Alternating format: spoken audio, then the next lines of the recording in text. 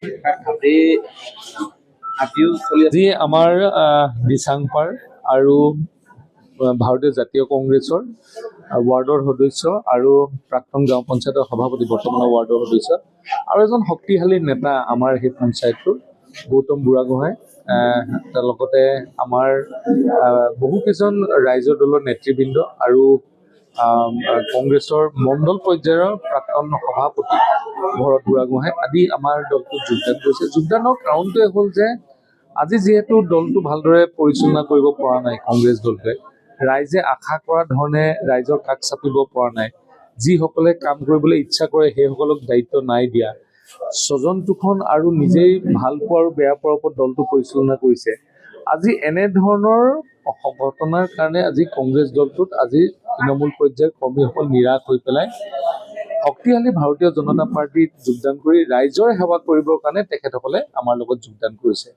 আৰু মই নিশ্চিত যে নতুন যিটো আমাৰ অঞ্চল সংযোজন হ'ল ডিমৌ সমষ্টিৰ অন্তৰ্গত, তাতে যিসকল নেতাই আজি কংগ্ৰেছ দলৰ পৰা ৰাইজৰ দলৰ পৰা যোগদান কৰিছে, তেওঁলোক একোজন শক্তি আৰু একোজন ঘাই খুঁটা হিচাপে সেই মণ্ডলত বা অঞ্চলটোত কাম কৰিছিলে।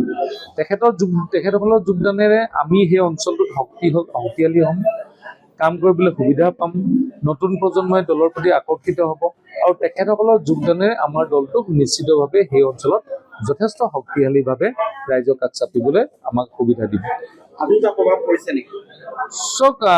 প্ৰিয়ংকা গান্ধী ডাঙৰীয়ানীয়ে নাজিৰাত সভা এখন সম্বোধন কৰিছে আৰু যিহেতু আজিৰ দিনটোত গণবিচ্ছিন্ন প্ৰায় হৈছে কংগ্ৰেছ দলটোত আৰু কংগ্ৰেছ দলটোৰ সাংগঠনিক স্থিতি এনে পৰ্যায় পাইছেগৈ, তৃণমূল যিসকল কৰ্মী আছে, নিষ্ঠাৱান কংগ্ৰেছ কৰ্মীসকল আছে, তেখেতসকলৰ লগত সংযোগ বিচ্ছিন্ন হৈছে।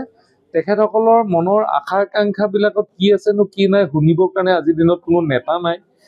জিলা কংগ্ৰেছ প্ৰায় সম্পূৰ্ণ খালী নিচিনা হৈছে আৰু তেনেধৰণৰ পৰিৱেশত যিহেতু জিলা কংগ্ৰেছ কমিটিখন দুৰ্বল হিচাপে ইয়াতে সেই সময়তে জিলা কংগ্ৰেছ কমিটিৰ দায়িত্ব ল'লে, তাৰ কাৰণে লাহে লাহে আজি কংগ্ৰেছ কৰ্মীসকলৰ মানসিকভাৱে দুৰ্বল হৈছে আৰু সেইসকলক দুৰ্বল কৰিছেও জিলা কংগ্ৰেছৰ সমিতিখনে।